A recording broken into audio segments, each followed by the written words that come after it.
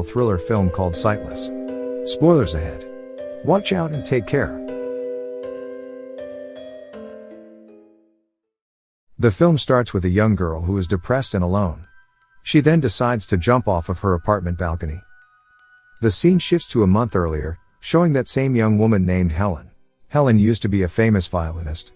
One night, she is brutally attacked in a car parked by an unknown attacker, wearing a gas mask, spraying chemicals on her eyes.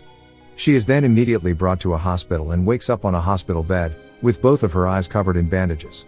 Soon, a nurse named Omar comes to take the bandages off. As the bandages are taken off, she realizes she can't see anything. Shortly after, a doctor named Katsuro enters her room. He explains that the chemicals she was exposed to left her optic nerve intact, but seared. In simple terms, the damage is irreversible, and she is now completely blind.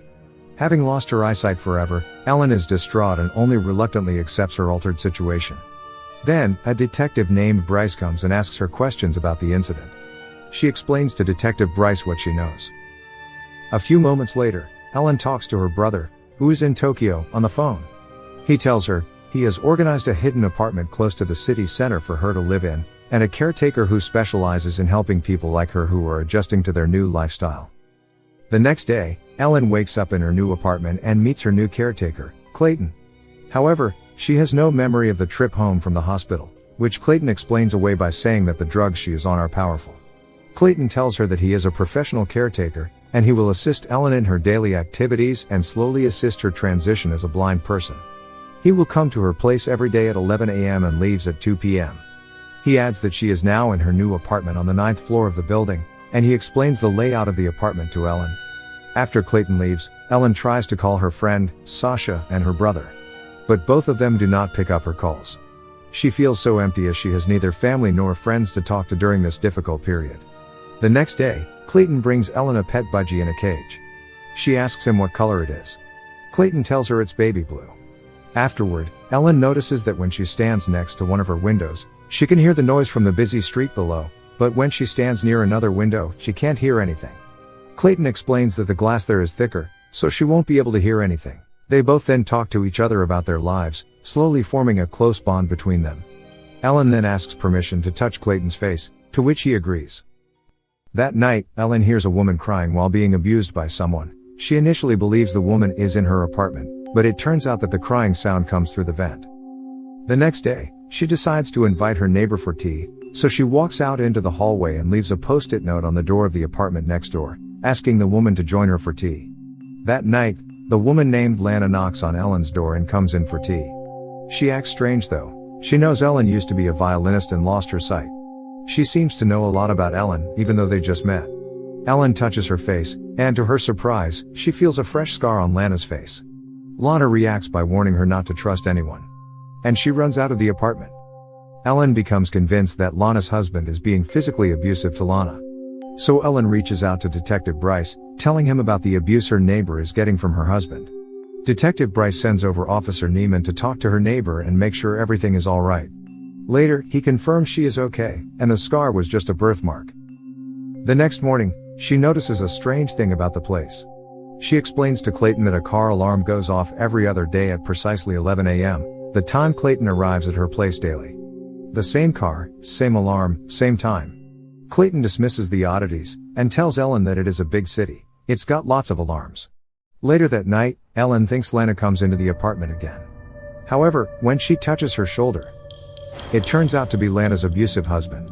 He threatens her to leave his wife alone and stop being paranoid. Feeling threatened, Ellen immediately asks Clayton to come to her place. Clayton arrives and comforts her. At that time, Clayton tells her that he has feelings towards her. However, Ellen rejects the interest by stating that she needs a caretaker more than a boyfriend at the moment. Brokenhearted, Clayton leaves the apartment. Soon after Clayton leaves, she is attacked again by the person in the gas mask. Ellen manages to dial 911 before she passes out as the attacker pushes a syringe onto her neck. Later, the paramedic tells her that there's no apparent injury and not a needle mark on her neck. When Detective Bryce comes in, he tells her that the CCTV also shows no one enters the apartment after Clayton.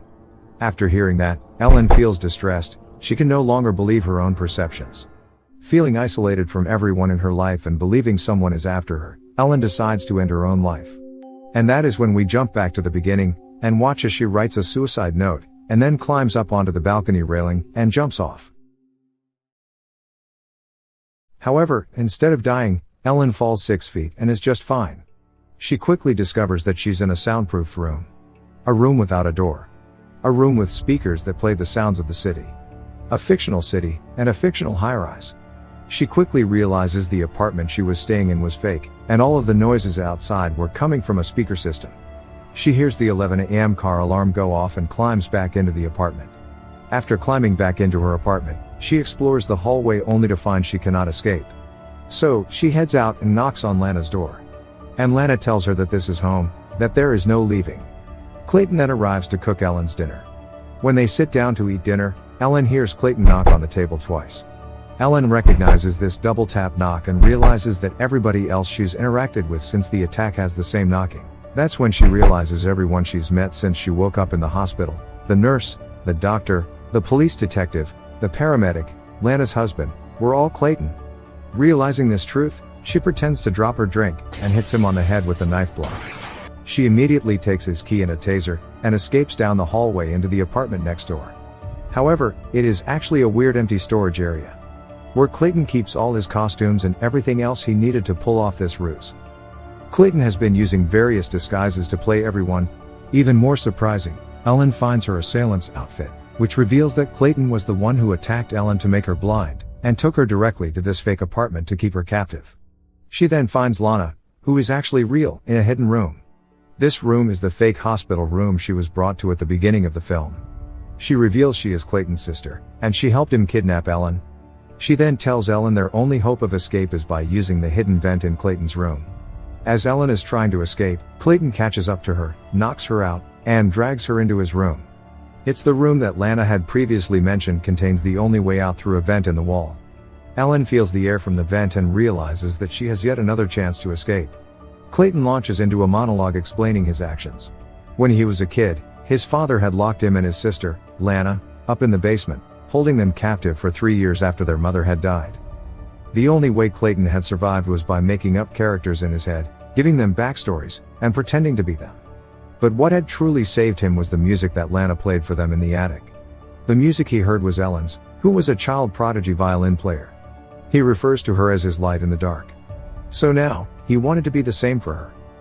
As he relays his story and motives, Ellen grabs a chance to decapacitate him with the taser and opens the vent, but discovers that it's too small for her to crawl through. Taped inside the vent, Ellen finds a small vial of the same substance that had blinded her. When Clayton comes around again, she sprays the substance in his eyes, effectively blinding him too. As Clayton writhes in pain, Lana arrives on the scene. Upon seeing Clayton disabled, she frees Ellen, sending her out into the real world. 6 months later, Ellen prepares to go on stage to the sound of an elated crowd. And that's how the movie ends. Now, for the explanation. When watching this movie, we may notice that Ellen is in every single scene from the very beginning to the very end. The reason for this is that this entire film is told from Ellen's perspective. Everything we see in this film is what Ellen assumes is there. We see what Ellen thinks she would be seeing. The only things we can trust as viewers is what Ellen hears and what Ellen touches. This is best signified by the bird at the beginning, which changes from green to blue as Clayton describes to Ellen that the bird is blue. If Ellen thinks the bird is blue, we see the bird as blue. This is why when anyone shows up in front of Ellen, we always see the person that Ellen assumes the person is. But once the person speaks or once Ellen touches them, we realize who they actually are, because Ellen is realizing who they actually are, and this perspective is used throughout the entire film. As we also see in the movie, Ellen has been trying to contact her best friend, but she hasn't been picking up or returning her calls.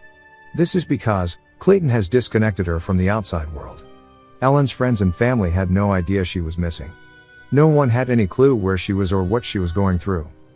As the movie comes to a close, Clayton explains to Ellen, he wants to be the light in the darkness for Ellen. Here, we can assume he blinded Ellen in hopes that she would be so helpless that she would need him.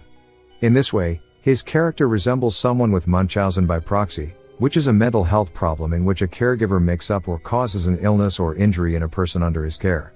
Clayton also explained to Ellen, he would also create various personalities while in the attic to have his own imaginary friends.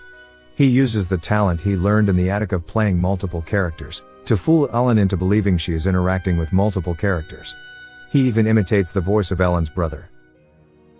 In the end, the movie cuts to 6 months later, with Ellen back playing the violin on stage again. However, it isn't entirely clear if she has her sight or not. It could be that Clayton wasn't lying when he was pretending to be the doctor, who told her it was irreversible. However, since he was even lying about the color of the bird in her apartment, we might not even be able to trust him about this, and it's very possible she was only temporarily blind. That's my explanation for the movie Sightless. Subscribe for more videos like this, turn on notifications, and leave a like to help the channel out. Thank you for watching.